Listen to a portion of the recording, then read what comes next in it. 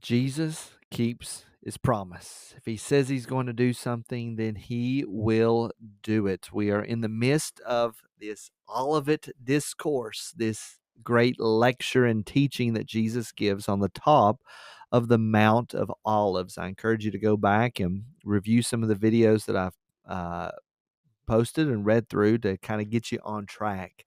But Jesus at this point says, from the fig tree, learn its lesson. There's a lesson from the fig tree. The fig tree would sprout, or the leaves would begin to appear in late spring.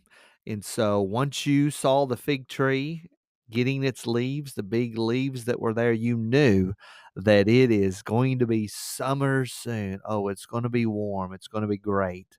So he's saying, let's learn a lesson from the fig tree. As soon as its branch becomes tender, puts out its leaves, you know that summer is near.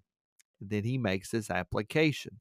So also, when you see all these things, now we're going to have to ask ourselves, what does these things mean?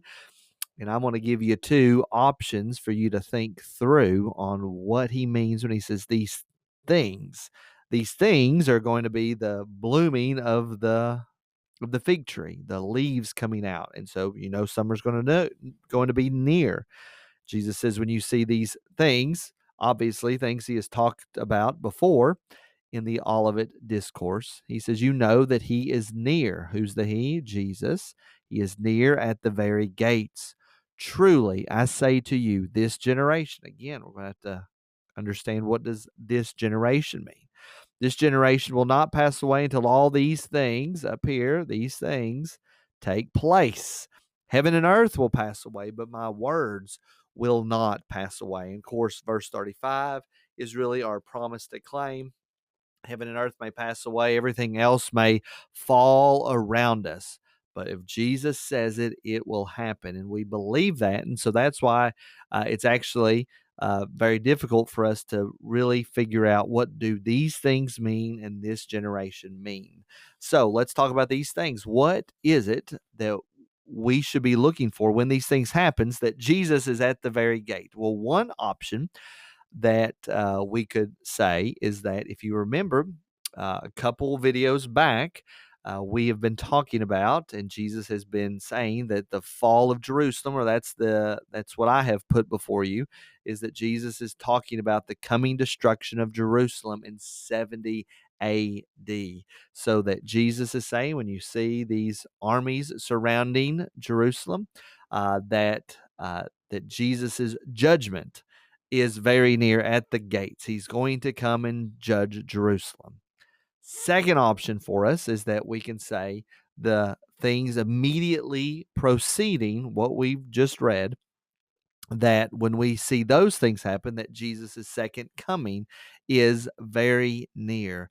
The sign that's going to happen in the skies. In fact, we can just roll up here and look at it, that the tribulation of those days, remember I put in front of you that it was that this, just in the same tribulation and difficulties that the Jews experienced in 70 AD before the fall of Jerusalem, that this is going to be replicated again in the same way that the desecration of the temple happened before Jesus, when Antiochus Epiphanes came into it.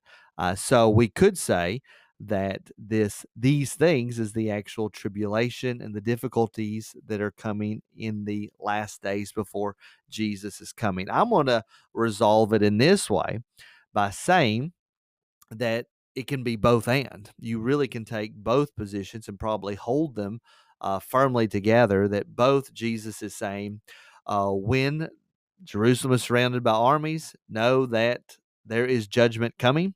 And then when you see this great tribulation happening, this reenactment again, an antichrist coming, that you can guarantee that Jesus is at the very gates. He is coming. When you see these things happening, that there is a pattern that seems to happen, a desecration of God's holy place, an uprising, as we see in the book of Revelation.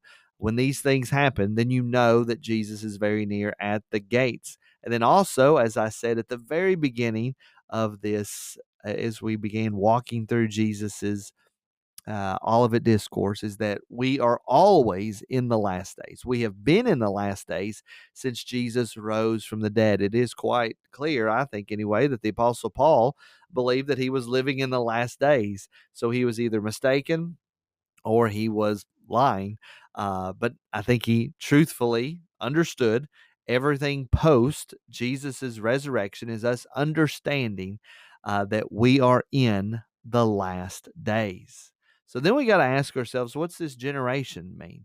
Truly, I say to you, this generation will not pass away until all these things take place. If we're talking about the destruction of Jerusalem, it would only be approximately 40 years after Jesus' death, burial, and resurrection that the um, the destruction of Jerusalem would come. So Jesus is saying that people alive right now are not going to pass away until Jerusalem is destroyed. Or you could take generation as meaning the Israeli people, that God's people are not going to pass away until Jesus returns.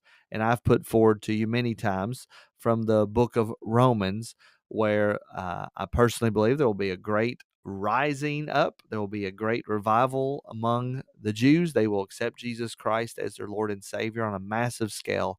And then the end will come. This great ingathering will happen.